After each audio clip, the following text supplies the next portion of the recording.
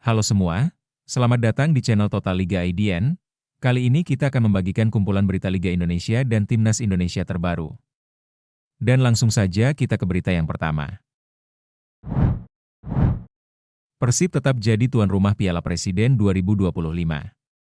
Persib dipastikan tetap menjadi tuan rumah Piala Presiden 2025 yang akan digelar pada Juli mendatang. Namun, venue pertandingan dipindahkan dari Stadion Gelora Bandung Lautan Api ke Stadion Sijalak Harupat.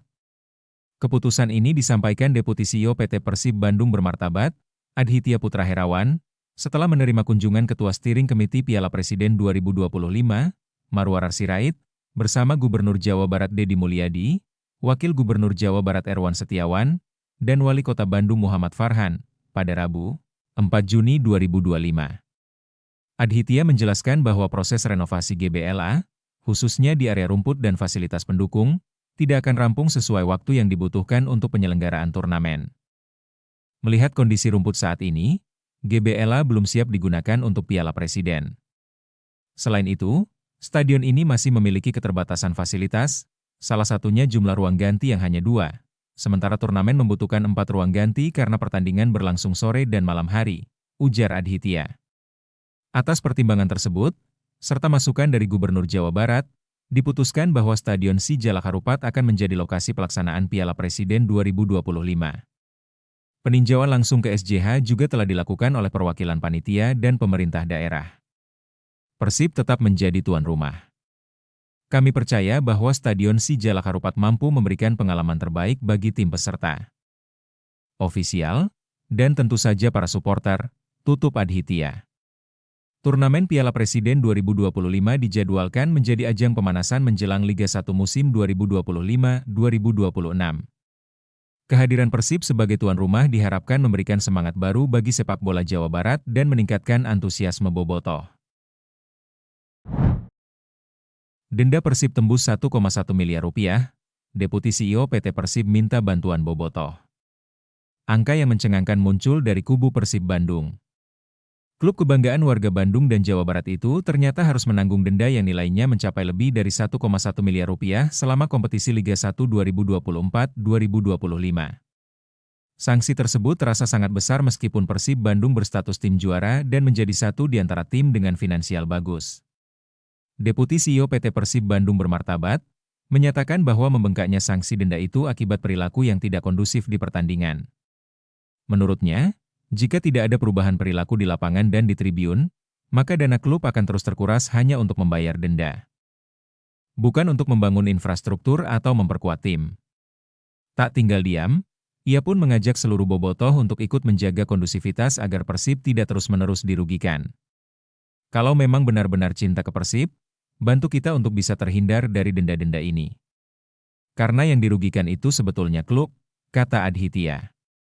Seruan ini menjadi tamparan keras sekaligus ajakan terbuka bagi bobotoh untuk membuktikan cinta sejati mereka kepada Persib, bukan hanya dari suara dan nyanyian, tapi juga dari sikap yang mendukung kemajuan klub secara nyata. Jika saja dana denda itu bisa dialihkan, maka lapangan di GBLA dan lapangan pendampingnya bisa memiliki drainase modern, yang tentu sangat berpengaruh terhadap kualitas permainan dan kebugaran tim. Tentunya diharapkan, pada musim 2025-2026 nanti dan seterusnya para bobotoh bisa lebih dewasa, lebih tertib, dan bisa menjaga kondusivitas di setiap pertandingan. Persib lepas Castaner dan pelatih kiper Luizinho Passos. Kebersamaan Persib dengan Gervane Jandrik Adonis Castaner hanya setengah musim saja. Namun, dalam waktu yang singkat itu, penyerang asal Curaçao ini berhasil menorehkan jejak berarti dalam perjalanan Maung Bandung meraih gelar juara Liga 1 2024-2025. Meski kontraknya tak diperpanjang untuk musim mendatang, nama Castaner akan selalu tercatat dalam sejarah sebagai bagian dari tim juara. Kebersamaan yang singkat, tapi meninggalkan kesan positif. Hatur nuhun atas dedikasi dan kerja kerasnya selama setengah musim ini, ujar Adhitya selaku Deputi CEO PT Persib Bandung Bermartabat. Sukses selalu untuk perjalanan karir berikutnya.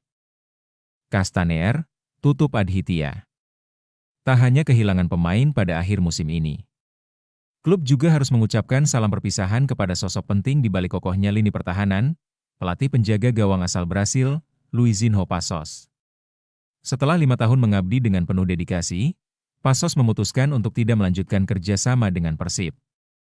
Selama 5 musim bersama Persib, Pasos menjadi saksi sekaligus bagian penting dari momen-momen bersejarah, termasuk keberhasilan meraih 2 gelar juara Liga 1 berturut-turut pada musim 2023-2024 dan 2024-2025.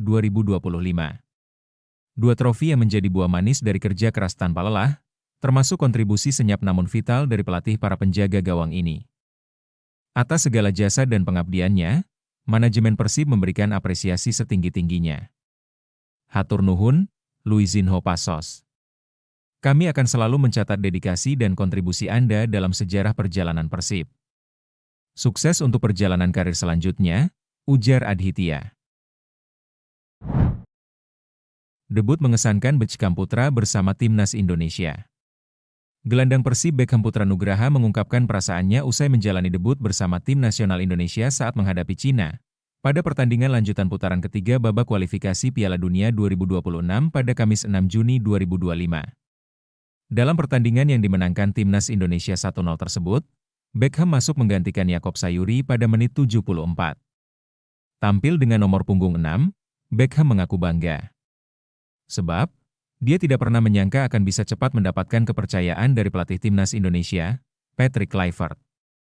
Untuk menjawab kepercayaan pelatih asal Belanda tersebut, Beckham hanya berpikir untuk berusaha memberikan kemampuan terbaik saat bermain. Saya harus menjawab kepercayaan pelatih yang diberikan kepada saya.